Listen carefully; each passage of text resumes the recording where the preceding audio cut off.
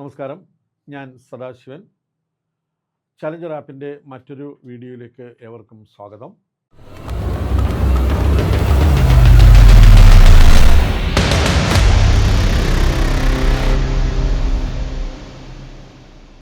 ആദ്യം നമ്മൾ PSCയുടെ ചില ക്വസ്റ്റ്യനുകൾ നമ്മളിവിടെ ഡിസ്കസ് ചെയ്യപ്പെടുകയാണ്. അപ്പോൾ അത് പരീക്ഷയ്ക്ക് ഒരുപാട് ഉപയോഗപ്രദമായ ചോദ്യങ്ങളാണ്. നിങ്ങൾ ദയവായി ആദ്യം തന്നെ ഒരു ബുക്കും പേനയും എടുത്ത് കയ്യിൽ വെക്കുക. നിങ്ങൾക്ക് അത്യാവശ്യമുള്ള കാര്യങ്ങൾ ഇതിൽ നിന്ന് കുറിച്ചെടുത്താൽ വീണ്ടും നിങ്ങൾക്കിത് വായിച്ച് നിങ്ങൾക്ക് പരീക്ഷ അറ്റൻഡ് ചെയ്യാനുള്ള ഒരു മനസ്സുണ്ടാകും. ദയവായി ഒരിക്കൽ കൂടി ഞാൻ പറയുകയാണ്, പേപ്പറും പേനയും എടുത്തു വെച്ചുകൊണ്ട് മാത്രമാണ് നിങ്ങളിത് നോക്കേണ്ടത്. എന്നാൽ മാത്രമേ നിങ്ങൾക്ക് അതിൻ്റെ ആ വിശദീകരണം കറക്റ്റായിട്ട് എഴുതിയെടുക്കാൻ കഴിയുകയുള്ളൂ. നമുക്ക് ക്ലാസ്സിലേക്ക് തന്നെ പോയിക്കാം. ഇവിടെ ഒന്നാമത്തെ ചോദ്യം ഇതാണ്: തന്നിരിക്കുന്ന പ്രസ്താവനകളിൽ ശരിയല്ലാത്തതേത്? നമ്മൾ അറിയേണ്ടത് 2026 മുതലുള്ള എല്ലാ PSC ക്വസ്റ്റ്യൻ പേപ്പറിൻ്റെ മോഡലുകൾക്ക് മാറ്റം വന്നിട്ടുണ്ട്. അവിടെ ആ ചോദ്യങ്ങളിനകത്ത് കുറേ ചോദ്യങ്ങൾ എപ്പോഴും ഇൻഡയറക്റ്റ് ക്വസ്റ്റ്യൻസ് ആണ്. നമ്മളെ കൺഫ്യൂസ് ആക്കാൻ വേണ്ടി ഉള്ള ഇൻഡയറക്റ്റ് ക്വസ്റ്റ്യൻസുകളാണ് പലപ്പോഴും ചോദിക്കാറുള്ളത്. ശരിയായിട്ടിപ്പോൾ ഇത് ആര് സ്ഥാപിച്ചു അല്ലെങ്കിൽ ആരും ഉണ്ടാക്കി അല്ലെങ്കിൽ ഏത് വർഷമാണെന്ന് ചോദിച്ചാൽ ഡയറക്റ്റായിട്ട് നമ്മൾ എഴുതും. ഇത് ഏതാണ് ശരിയല്ലാത്തത്, ശരി ഏത് എന്നുള്ളൊരു തർക്കം നമ്മൾ തന്നെ ഉണ്ടാവും. അത് ഒഴിവാക്കേണ്ടതായിട്ടുണ്ട്. അതുകൊണ്ട് തന്നിരിക്കുന്ന ആൻസറുകൾ വളരെ വ്യക്തമായിട്ട് വായിച്ച് മനസ്സിലാക്കിയ ശേഷം മാത്രമേ നിങ്ങൾ ആ ആൻസർ കീയിലേക്ക് പോകാവുള്ളൂ. ഇവിടെ തന്നിരിക്കുന്ന ഇതാണ്: തന്നിരിക്കുന്ന പ്രസ്താവനകൾ ശരിയല്ലാത്തതേത്? നിങ്ങൾ ശരിയുള്ളത് കുറിച്ച് വെച്ചോളി, അത് പാടില്ല. ഇവിടെ ആര്യസമാജം സ്ഥാപിച്ചത് കേശവചന്ദ്ര സെൻ ആണെന്നും ബ്രഹ്മസമാജം സ്ഥാപിച്ചത് രാജാറാം മോഹൻ റായ് ആണെന്നും പ്രാർത്ഥനാ സമാജം സ്ഥാപിച്ചത് ആത്മറാം പാണ്ഡുരംഗ് ആണെന്നും ഭാരതീയ വാർഷിക ബ്രഹ്മസമാജം സ്ഥാപിച്ച ദയാനന്ദ സരസ്വതി ആണെന്നും പറഞ്ഞിരിക്കുന്നു. ഇതിൽ ശരിയായ ഉത്തരം ഏതാണെന്ന് നമ്മൾ കണ്ടുപിടിക്കണം. നമുക്കറിയാം, ആര്യസമാജം സ്ഥാപിച്ചത് ആരാണ്? ഓക്കെ, ദയാനന്ദ സരസ്വതി. ആര്യസമാജം 1875 സ്ഥാപിക്കുന്നത്. അപ്പോൾ നമ്മൾ തന്നിരിക്കുന്ന ഓപ്ഷനിൽ ആദ്യത്തെ ചോദ്യം തന്നെ നോക്കേ, കേശവചന്ദ്ര സെൻ ആണെന്ന് പറഞ്ഞിരിക്കുന്നു. അത് തെറ്റാണ്. അപ്പോൾ ഒരു പ്രസ്താവന തെറ്റാണ് എന്ന് നമ്മൾ കണ്ടുപിടിക്കും കേട്ടോ. രണ്ടാമത്തെ നമുക്ക് നോക്കാം. ബ്രഹ്മസമാജം സ്ഥാപിച്ച രാജാറാം മോഹൻ റായ് ആണ്, ശരിയാണ്.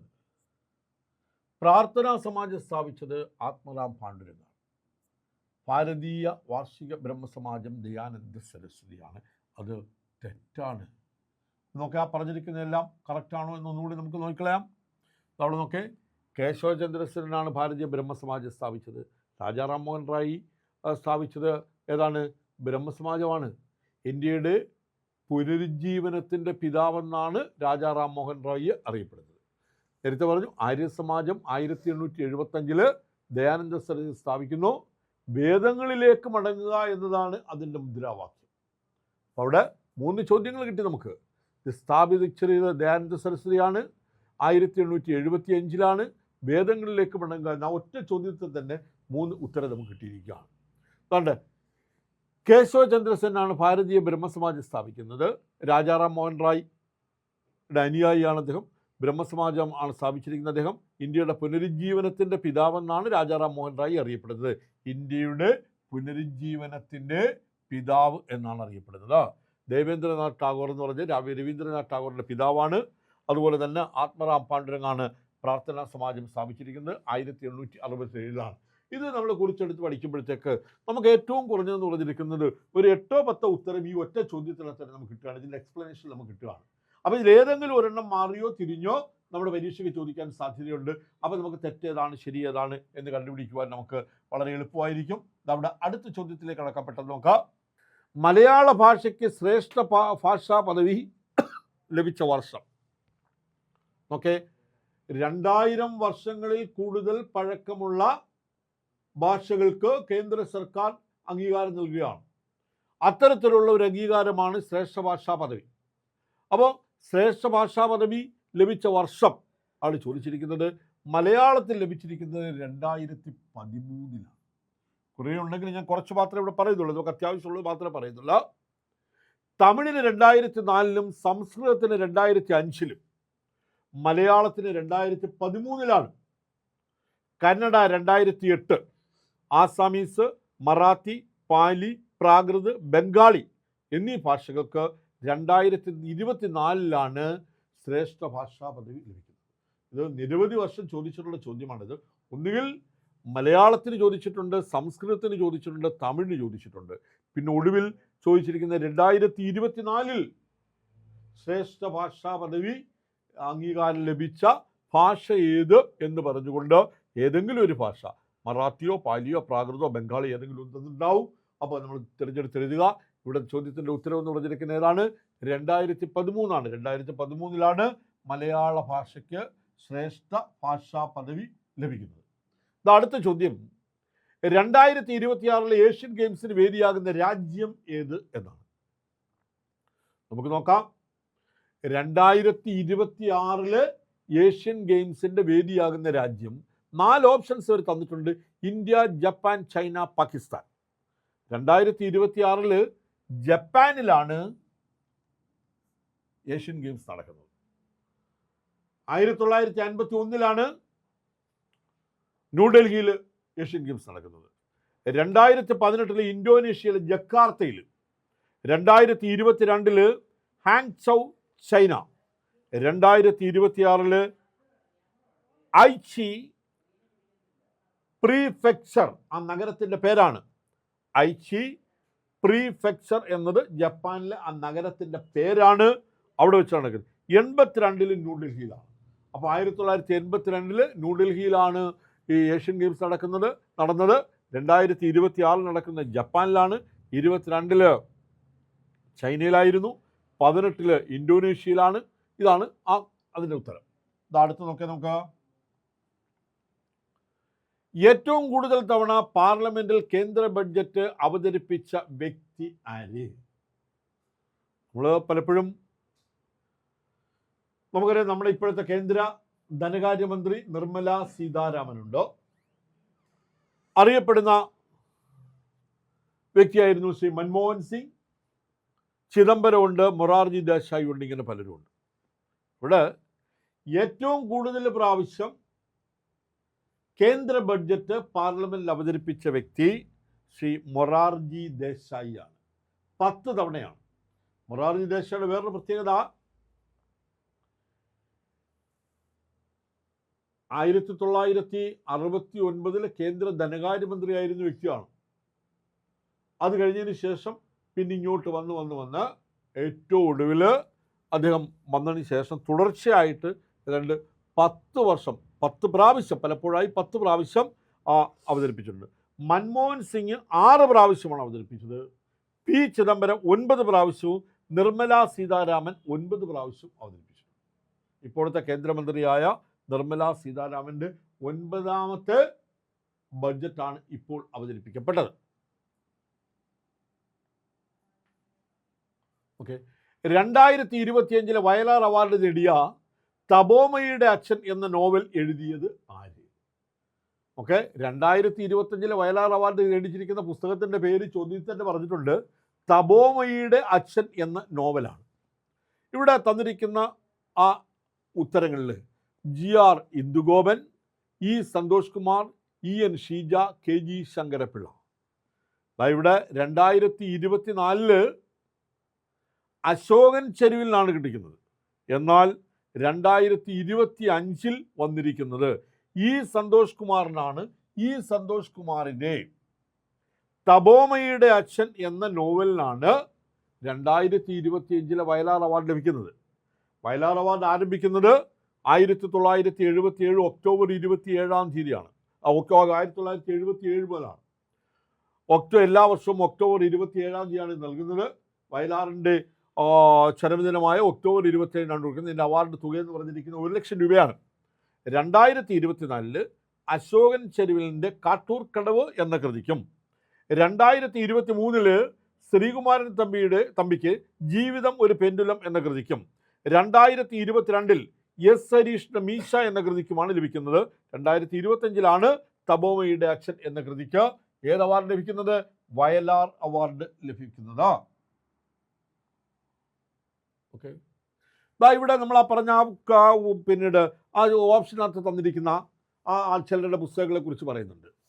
GR ഇന്ദുഗോപന് അതോ മുതലയാനി 100% മുതൽ പടിഞ്ഞാറേ കൊല്ലം ചോരക്കാലം, ഈ 2 കൃതിയാണ് GR ഇന്ദുഗോപൻ്റെ ഏറ്റവും പ്രശസ്തമായ പുസ്തകം. എന്തൊക്കെയാണ്? പടിഞ്ഞാറേ കൊല്ലം ചോരക്കാലം, അതോ മുതലയാനി, കൊല്ലം ജില്ലക്കാരനാണ്. ഈ സന്തോഷ് കുമാറിൻ്റെ അന്ധകാരനഴി, തപോമയുടെ അച്ഛൻ, അമ്യൂസ്മെൻറ്റ് പാർക്ക് എന്നിവയാണ് സന്തോഷ് കുമാറിൻ്റെ ഏറ്റവും പ്രശസ്തമായിട്ടുള്ള 3 കൃതികൾ. EN ഷീജയുടെ അമ്മുവിൻ്റെ സ്വന്തം ഡാർവിൻ, ആനയുടെയും മണ്ണാറക്കണ്ണൻ്റെയും കഥ, ഈ 2 പുസ്തകങ്ങളാണ്. KG ശങ്കരപ്പിള്ള 2025 എഴുത്തച്ഛൻ പുരസ്കാരം നേടിയ വ്യക്തിയാണ്. അദ്ദേഹത്തിൻ്റെ സമഗ്ര സംഭാവനയ്ക്കുള്ള, മലയാള ഭാഷയ്ക്ക് വേണ്ടി അദ്ദേഹം ചെയ്തിരിക്കുന്ന സമഗ്ര സംഭാവന, മൊത്തത്തിലുള്ള സംഭാവനയ്ക്കായിട്ട് 2025 എഴുത്തച്ഛൻ പുരസ്കാരം ലഭിച്ചിരിക്കുന്ന KG ശങ്കരപ്പിള്ളയ്ക്കാണ്. അദ്ദേഹത്തിൻ്റെ പുസ്തകങ്ങളാണ് സമയക്കണ്ണാടി, സർക്കസ്, കാവ്യഭൂപടം. ഞാൻ ഒരിക്കൽ കൂടി വായിക്കാം. GR ഇന്ദുഗോപൻ്റെ പുസ്തകങ്ങളാണ് അതോ മുതലയാനി 100% മുതൽ പടിഞ്ഞാറേ കൊല്ലം ചോരക്കാലം. ഈ സന്തോഷ് കുമാറിൻ്റെതാണ് അന്ധകാരനഴി, തപോമയുടെ അച്ഛൻ, അമ്യൂസ്മെൻറ്റ് പാർക്ക്. EN ഷീജയുടേതാണ് അമ്മുവിൻ്റെ സ്വന്തം ഡാർവിൻ, ആനയുടെയും മണ്ണാറക്കണ്ണൻ്റെയും കഥ. KG ശങ്കരപ്പിള്ളയ്ക്കാണ് 2025 എഴുത്തച്ഛൻ പുരസ്കാരം ലഭിച്ചിരിക്കുന്നത്. അദ്ദേഹത്തിൻ്റെ സമഗ്ര സംഭാവനയ്ക്കാണ് അത് കൊടുത്തിരിക്കുന്നത്. അദ്ദേഹത്തിൻ്റെ പുസ്തകങ്ങളാണ് സമയക്കണ്ണാടിയും സർക്കസും കാവ്യഭൂപടവും. അടുത്ത ചോദ്യം, സമരം തന്നെ ജീവിതം ആരുടെ ആത്മകഥയാണ്?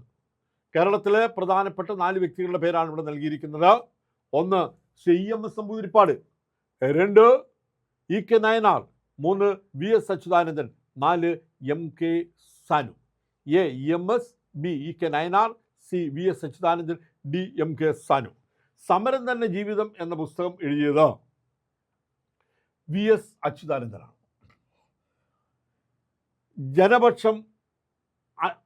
ജനപക്ഷം അയ്യങ്കാളി മുതൽ പശ്ചിമഘട്ടം വരെ, പരിസ്ഥിതിയും വികസനവും, ഈ 3 പുസ്തകങ്ങളും VS അച്യുതാനന്ദൻ്റേതാണ്. സമരം തന്നെ ജീവിതം, ജനപക്ഷം അയ്യങ്കാളി മുതൽ പശ്ചിമഘട്ടം വരെ, പരിസ്ഥിതിയും വികസനവും, ഈ 3 പുസ്തകങ്ങളും ആരുടെ തന്നെയാണ്? VSൻ്റെ തന്നെയാണ്. എന്നാൽ EMSൻ്റെ പുസ്തകമാണ് ആത്മകഥ, ഗാന്ധിയും ഗാന്ധിസവും, how I become a communist, മാർക്സിസവും മലയാള സാഹിത്യവും, ഈ 3 പുസ്തകങ്ങളും EMS നമ്പൂതിരിപ്പാടിൻ്റേതാണ്. അതുപോലെ തന്നെ EK നായനാരുടേതാണ് സമര തീച്ചുളയിൽ, മൈ സ്ട്രഗിൾസ്, മാർക്സിസം ഒരു മുഖവര, വിപ്ലവാചാര്യന്മാർ, നെഹ്റു ഗാന്ധി ഒരു പഠനം. ഇതിൽ ഈ 2 പുസ്തകങ്ങൾ പലപ്പോഴായി ചോദിച്ചിട്ടുണ്ടെന്നുണ്ട്. സമര തീച്ചുളയിൽ എന്നത് ആരുടെ പുസ്തകമാണ്? അത് മൈ സ്ട്രഗിൾസ് എന്ന പേരിലും ചോദിച്ചിട്ടുണ്ട്, സമര തീച്ചുളയിൽ എന്ന രീതിയിലും ചോദിച്ചിട്ടുണ്ട്. 2 ഒന്ന് ഇംഗ്ലീഷ്, ഒന്ന് മലയാളം, ഇത്രയേ ഉള്ളൂ.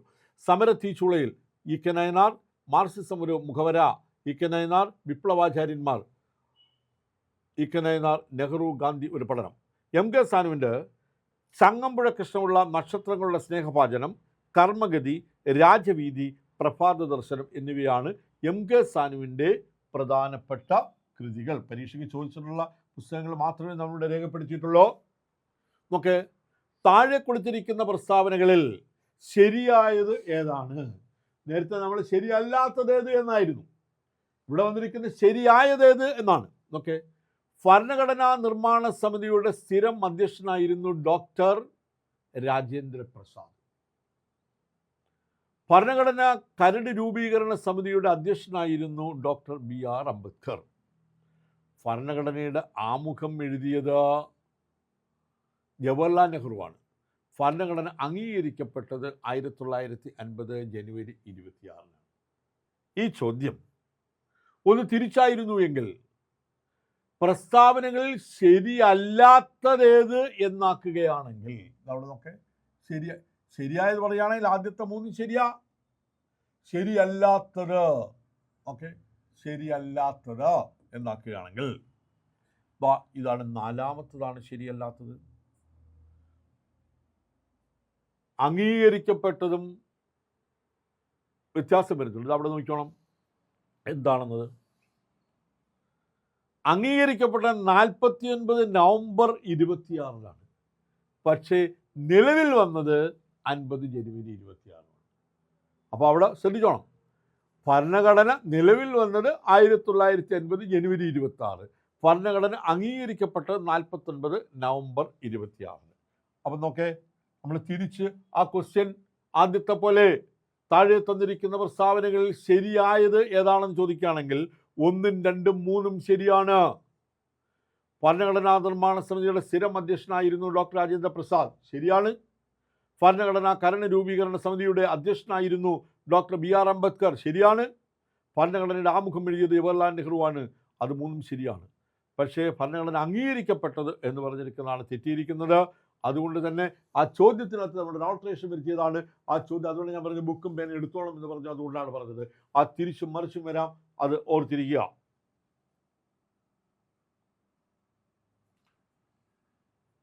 ഓക്കെ, അടുത്ത ചോദ്യം വളരെ രസകരമായൊരു ചോദ്യമാണ്. ABCD ഇവർ 4 പേരും സുഹൃത്തുക്കളാണ്. മറ്റു 3 പേരോടായി ചോദിച്ച ചോദ്യം ഇതാണ്. ഡി മറ്റു 3 പേരോടായി ചോദിച്ച ചോദ്യം ഇതാണ്. എന്താണ്? ഇപ്പോഴത്തെ RBI ഗവർണർ ആരാണ്? 2024 ചോദിച്ചതാണ് അയാൾ. ആ PSC ചോദ്യം അതാണ് എടുത്തുകൊണ്ടാണ് അങ്ങനെ വന്നത്. ഇനി ഇപ്പോഴാണ് ചോദിക്കുന്നതെങ്കിൽ മാറ്റം വരും, അതുകൊണ്ട് അങ്ങനെ പറഞ്ഞിരിക്കുക. ABCD ഇവർ 4 പേരും സുഹൃത്തുക്കളാണ്, സഹോദരങ്ങളോ എന്തോ ആയിക്കൊള്ളട്ടെ, നമുക്കറിയേണ്ട കാര്യമില്ല. അവർ 4 പേരും ഒന്നിച്ച് നിൽക്കുകയാണ്. ഡി മറ്റു 3 പേരോടായി ചോദിച്ച ചോദ്യം ഇതാണ്. ഇപ്പോഴത്തെ RBI ഗവർണർ ആരാണ്? എ ഉടനെ പറഞ്ഞു ഊർജിത് പട്ടേലാണ്. ബി പറഞ്ഞു ശക്തികാന്ത് ദാസ് ആണ്. സി പറഞ്ഞു രഘുറാം രാജനാണ്. അവരുടെ 3 പേരുടെ മറുപടി കേട്ട് ഇത് കേട്ടപ്പോൾ ഡിയോട് ചോദിച്ചപ്പോൾ അവർ ഡിയോട് ചോദിച്ചു ആരാണ് RBI ഇപ്പോഴത്തെ ഗവർണർ? അപ്പോൾ ഡി പറയുക CD ദേശ്മുഖ് എന്നാണ്. നോക്കണേ, ഈ 26 ഈ ചോദ്യം ചോദിക്കുന്നതെങ്കിൽ ഇവർ എല്ലാവരും പറഞ്ഞ ഉത്തരം തെറ്റാണ്. ഇപ്പോൾ ശരിയായ ഉത്തരം സഞ്ജയ് മൽഹോത്രയാണ്.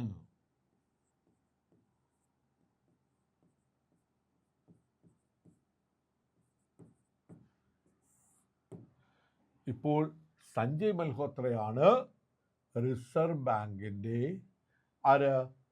ഗവർണർ. എന്നാൽ 2024 മുമ്പാണ് ചോദ്യം ചോദിക്കുന്നതെങ്കിൽ, 2024 ചോദിക്കുന്നതെങ്കിൽ, അല്ലെങ്കിൽ 19 മുതൽ 24 വരെ ശക്തികാന്ത് ദാസ് ആണ്. ഓക്കെ, ഇവിടെ വന്നിരിക്കുന്ന ശ്രദ്ധിക്കണം. ശക്തികാന്ത് ദാസ് 2018 മുതൽ 24 വരെ ഉണ്ട്. ഊർജിത് പട്ടേൽ 2016 മുതൽ 18 വരെയാണ്. രഘുറാം രാജൻ 2013 മുതൽ 2016 വരെയാണ്. ഇന്ത്യക്കാരനായ ആദ്യത്തെ RBI ഗവർണറാണ് ആര്? CD ദേശ്മുഖ്. അവിടെ നോക്കണം, ഈ ചോദ്യം വളരെ ശ്രദ്ധിച്ചോണം. ചോദ്യം നിങ്ങൾ വീട്ടിൽ നിന്ന് കാണാതെ പഠിച്ചുകൊണ്ട് പോകുമ്പോഴുണ്ടാകാവുന്ന ഒരു ബുദ്ധിമുട്ടാണ്. ആ കാലത്തിലാണ് ചോദിച്ചിരിക്കുന്നത്. 2026 27 28 ആണ് പരീക്ഷ നടക്കുന്നതെങ്കിൽ അപ്പോഴുള്ള RBI ഗവർണറാണ് എഴുതേണ്ടത്. ഓപ്ഷനകത്തതില്ല. അതവിടെ തന്നിരിക്കുന്ന. അപ്പോൾ ഞാൻ പറഞ്ഞത് ആ 3 പേര് 4 പേര് പരസ്പരം ചോദിച്ചതാണ്. ചിലപ്പോൾ ഒരാൾ മാറ്റി പറഞ്ഞു, ഒരാൾ തിരിച്ചു പറഞ്ഞു എന്നൊക്കെ വരാം. അത് ഒഴിവാക്കാനാണ് ഞാൻ പറഞ്ഞത്. ഇത് ശരിയായ ഉത്തരം പറഞ്ഞപ്പോൾ ആൾ ഈ 4 പേരും പറഞ്ഞു കഴിഞ്ഞപ്പോൾ കണ്ടോണ്ടിരുന്ന ഒരാൾ പറയുകയാണ് അതല്ല, ഇപ്പോഴത്തെ ആരാണ്? സഞ്ജയ് മൽഹോത്രയാണ്. ഈ പറഞ്ഞിരിക്കുന്ന ആളുകൾ എല്ലാവരും തന്നെ നേരത്തെ വന്നവരാണ്. ശക്തികാന്ത് ദാസ് 2024 വരെയുണ്ട്. ഊർജിത് പട്ടേൽ 2018 വരെയുണ്ട്. രഘുറാം രാജൻ 2016 വരെയുണ്ട്. എന്നാൽ ഇന്ത്യക്കാരനെ ആദ്യ ഗവർണർ ആരായിരുന്നു മക്കളെ? CD ദേശ്മുഖ്. ഓക്കെ, സർവശിക്ഷ അഭിയാൻ നിലവിൽ വന്ന വർഷം ഏത്? നമുക്കറിയാം സ്കൂളുകളിൽ DPEP, സർവശിക്ഷാ അഭിയാൻ ഇങ്ങനെ തുടങ്ങി ഒരുപാട് പുതിയ പുതിയ പ്രോജക്റ്റുകൾ കൊണ്ടുവന്നിട്ടുണ്ട്. ഈ അടുത്ത കാലത്തായിട്ട് PM ശ്രീ പദ്ധതിയെ കുറിച്ച് വലിയ വിവാദം ഉണ്ടായതാണ്. ആ PM ശ്രീ പദ്ധതിയെക്കുറിച്ച് വളരെ വിവാദം വന്നതുകൊണ്ട് തന്നെ വിദ്യാഭ്യാസ മേഖലയുമായി ബന്ധപ്പെട്ട ഏതെങ്കിലും ഒരു ചോദ്യം PSCക്കകത്ത് ഉൾപ്പെടാനുള്ള സാധ്യത നമുക്ക് തള്ളിക്കളയാൻ പറ്റില്ല. അപ്പോൾ ഇവിടെ സർവശിക്ഷ അഭിയാൻ SSA പദ്ധതി വന്നിരിക്കുന്ന വർഷം 2001 NCERT വന്നിരിക്കുന്നത് 1961 DPEP വന്നിരിക്കുന്നത് 1994 നാഷണൽ ഓപ്പൺ സ്കൂൾ സംവിധാനം വന്നിരിക്കുന്നത് 1989 ശ്രദ്ധിക്കുക, SSA സർവശിക്ഷ അഭിയാൻ പദ്ധതി നിലവിൽ വന്നത് 2001 NCERT വന്നത് 1961 DPP കൊണ്ടുവന്നത് 1994 നാഷണൽ ഓപ്പൺ സ്കൂൾ സംവിധാനം വന്നത് 1989 എന്നാൽ 2003 ഈ സർവശിക്ഷാ അഭിയാൻ വന്നതിന് ശേഷം 2003 DPP നിർത്തലാക്കി. ഓർമ്മ വേണം, DPP കൊണ്ടുവന്നത് 1994 DPP നിർത്തലാക്കിയത് 2003 ചിലപ്പോൾ DPP ആരംഭിച്ചത് എന്നാണ് എന്ന് പറഞ്ഞായിരിക്കാം ചോദ്യം വരുന്നത്. അങ്ങനെ വരുമ്പോഴും അത് നമ്മൾ ശ്രദ്ധിച്ചോണം. അടുത്ത ചോദ്യം, ഹരീഷിൻ്റെ ശ്രദ്ധേയമായ കൃതി ഏത്? ഹരീഷിൻ്റെ ശ്രദ്ധേയമായ കൃതി ഏത് എന്നാണ് ചോദ്യം. ഇതവിടെ ശ്രദ്ധിക്കുക. 4 ഉത്തരങ്ങളുണ്ട്. 4 ഉത്തരങ്ങളിൽ 4 വളരെ പ്രധാനപ്പെട്ട 3 പുസ്തകങ്ങളാണ്. 1 ബിരിയാണി, 2 മീശ, 3 ആരാച്ചാർ, 4 രണ്ടാമൂഴം. എ ബിരിയാണി, ബി മീശ, സി ആരാച്ചാർ, ഡി രണ്ടാമൂഴം. നോക്കേ, ഹരീഷിൻ്റെ ഏറ്റവും പ്രശസ്തമായ പുസ്തകമാണ് മീശ. ഇത് 2022 വയലാർ അവാർഡ് നേടിയ കൃതിയാണ്. അപ്പോൾ 2022 വയലാർ അവാർഡ് നേടിയ കൃതി ഏതാണ്? മീശ. ഇത് എഴുതിയതാരാണ് മക്കളെ? ഹരീഷ്. അദ്ദേഹത്തിൻ്റെ പ്രശസ്തമായിട്ടുള്ള 2 പുസ്തകങ്ങൾ കൂടി നമ്മളിവിടെ പരിചയപ്പെടുത്തുകയാണ് നിങ്ങൾക്ക്.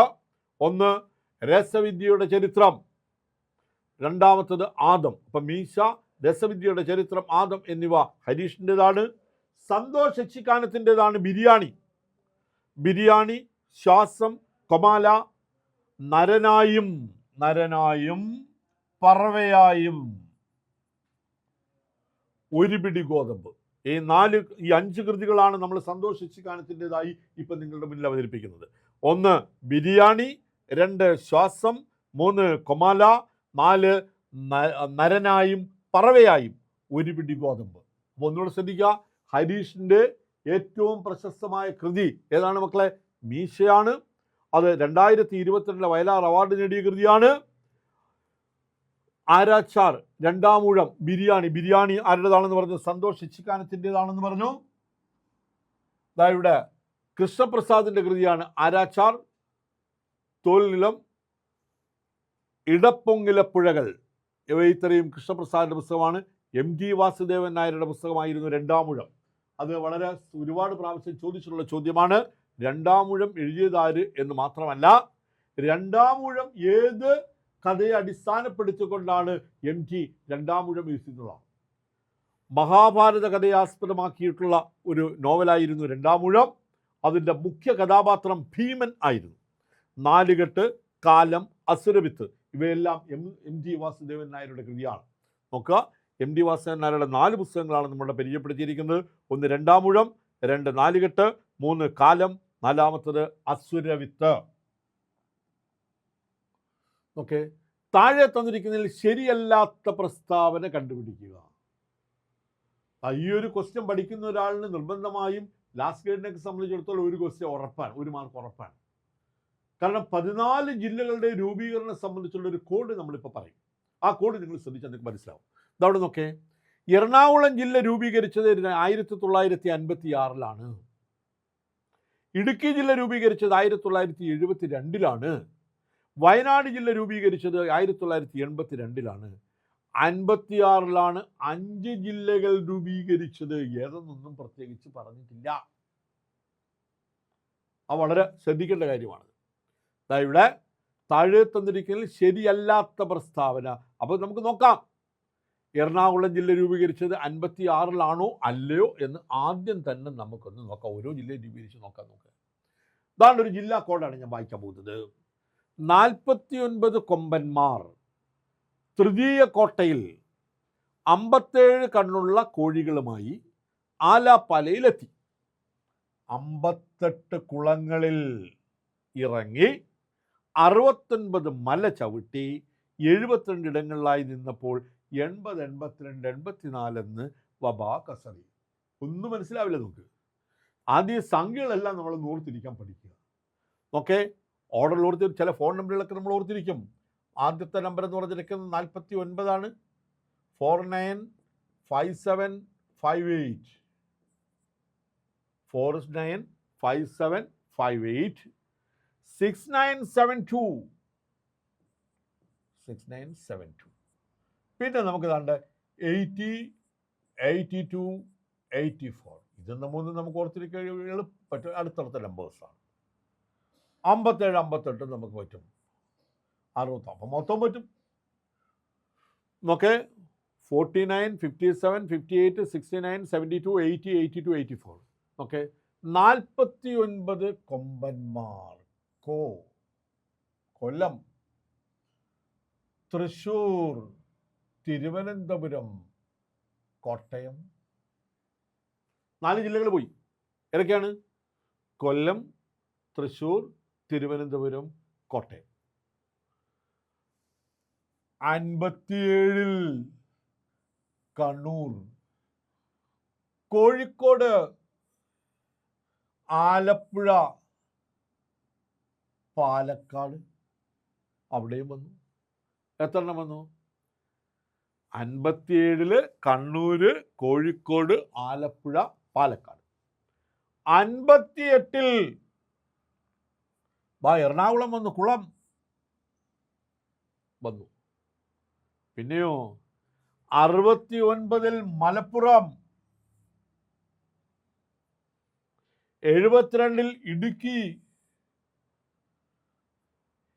80 വയനാട്, 84 കാസർഗോഡ്. ഒരെണ്ണം കൂടെ വന്നിട്ടുണ്ട്.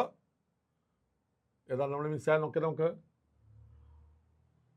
പത്തനംതിട്ട. അവിടെ നോക്ക് 82 പത്തനംതിട്ട.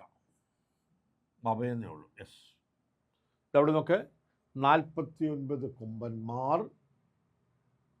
തൃതീയ കോട്ടയിൽ 57 കണ്ണുള്ള കോഴികളുമായി ആലാപാലയിലെത്തി.